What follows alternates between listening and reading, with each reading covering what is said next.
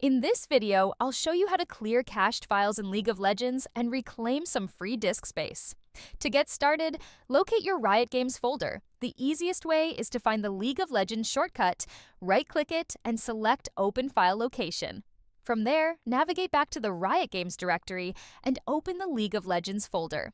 Inside, you'll find a folder called Logs. That's what we're targeting. Before you can delete it, you'll need to fully close League of Legends and all related clients. To do this, open Task Manager, go to the Details tab, and close down any League of Legends and Riot client processes. Once everything is closed, go ahead and delete the Logs folder, then empty your recycle bin. You might be surprised how much space this frees up.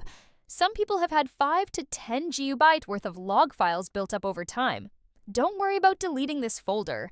When you launch League of Legends again, it will automatically create a fresh logs folder, so you're not losing anything important. And that's it. I hope you found this helpful. If you did, please leave a like and subscribe. It really helps. Thanks for watching.